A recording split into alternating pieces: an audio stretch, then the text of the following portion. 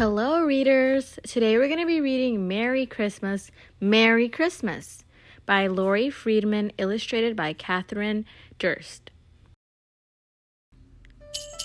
Christmas was a very merry time for the Christmas family. Well, for most of the family. Ma and Pa loved Christmas. Brother Chris and baby Holly loved Christmas. Even their dog, Rudy, was especially happy at holiday time. The only one who didn't think Christmas was merry was Merry Christmas. Every year, it was the same thing. Other families searched for the perfect tree. But Pa had a habit of picking the biggest tree. In Mary's opinion, it never ended well. Like their neighbors, the Christmas family decorated their house with lights. Mary just wished they didn't leave everyone else in the dark. Other families bought gifts, but Mary was just plain embarrassed when her family filled their carts to the brim. And when Rudy howled, "Jingle bells," while caroling, he made more noise than anyone could stand, including Mary. When people said, "Merry Christmas, Merry Christmas," Mary just didn't feel merry. On Christmas Eve, Pa announced that the family was going to see Santa Claus. Mary's heart leapt. If anyone could make Christmas merry, it was Santa. She waited in line with all the other children. When it was Mary's turn, Santa smiled. "And what would you like this year?" he asked. "I want to love Christmas," Mary said. "But our tree is too tall. Our lights are too bright, and everything my family does to celebrate it is just too much."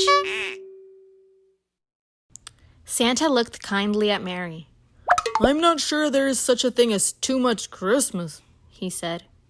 "In fact, a lot of people would love a Christmas like yours. I have a feeling you can find a way to love it too." His eyes twinkled. "Merry Christmas, Merry Christmas." But as Mary left, she didn't see how that would help make Christmas merry at all. That night, the Christmas family hung their stockings over the fireplace, set out snacks for Santa, and got ready for bed. Everyone was in a festive mood. Well, almost everyone. Mary couldn't sleep. She tossed and turned as she thought about what Santa had said. Was there no such thing as too much Christmas? Would other people like a celebration like her family's? She considered the question from every angle. Just as the light of Christmas morning peeked through her window, Mary knew the answer. When her family awoke, ready to celebrate their favorite day of the year, Mary stopped them. "We don't need loads of lights, a tree taller than our house, or piles of presents to have a Merry Christmas," she said. "It's too much for one family." "Huh?" "But I love all the lights," said Ma. "And I love our big tree," said Pa. "Isn't Christmas about more than that?" asked Mary. "More?" Chris asked. Rudy barked in confusion. They huddled around Mary as she explained what she had in mind. Slowly, Pa smiled. Ma nodded. Chris offered Mary a crumb-covered thumbs up. Then the Christmas family sprang into action. They unstrung lights and took down the tree. They packed up presents and crated their cookies, and off they went into the Christmas van.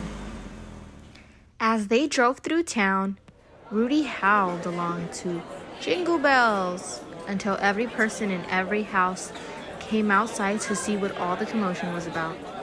Mary shouted, "It's a Christmas party!" Everyone followed the Christmas family to the park. Mary, Chris, and Holly set out cookies and presents to share. Others hung the lights with Ma and helped Pa put up the tree. They all enjoyed the Christmas celebration, which seemed to Mary just the right size.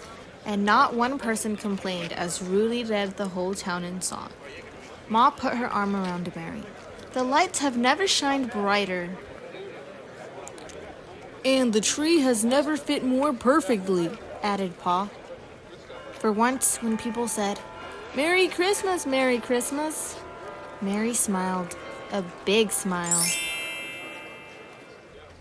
Everyone in the Christmas family agreed. It was a very Merry Christmas, especially Mary.